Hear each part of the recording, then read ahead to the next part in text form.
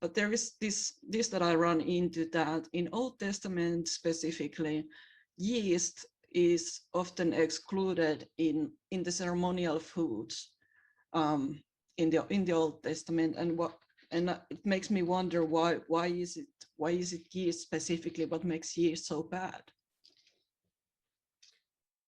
Well, let's remember that the law of Moses is now done away, and the whole point of the law of Moses was a teaching mechanism.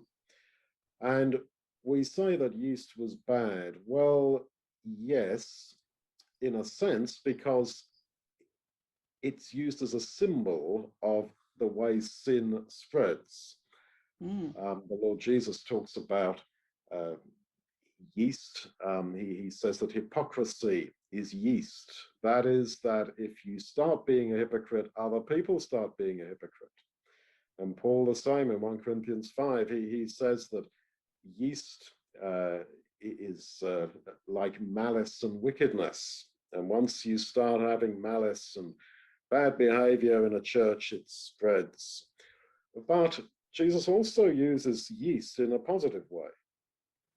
He says that the gospel of the kingdom is like yeast, in that it spreads. It's like a woman, he said, who takes yeast and puts it into flour, and it spreads and influences. So he's using yeast there in a positive sense. And so you come to something that Paul says, that there is nothing unclean of itself. You know, there were clean and unclean animals under the law of Moses, but he says there is nothing unclean of itself.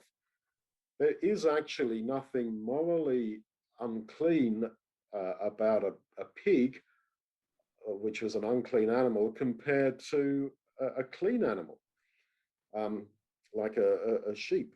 There is nothing actually of itself unclean. In other words, these things are used as symbols. They are used as teaching mechanisms. So they were told not to offer sacrifices with yeast. I think to look forward to how the Lord Jesus, as the perfect sacrifice, was without sin. He did not allow himself a bit of sin. And I think that's the point, that if you allow yourself a bit of sin, it's going to spread. But yeast of itself is not unclean. Nothing physically is sort of morally unclean in that sense. Because, as I say, not only does Paul say that, but the Lord Jesus uses yeast as a symbol of the gospel. The idea is it's something that spreads and influences, and we can do that in a good sense or in a bad sense.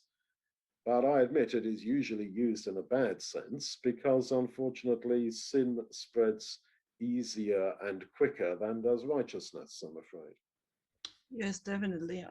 Yes, I never thought about it that way, that it might just be symbolic. But now, from now on, I'm going to feel safe when I'm baking. Yeah, feel safe.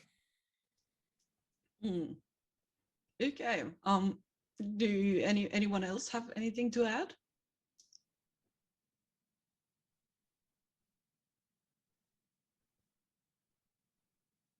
Okay. It's quiet.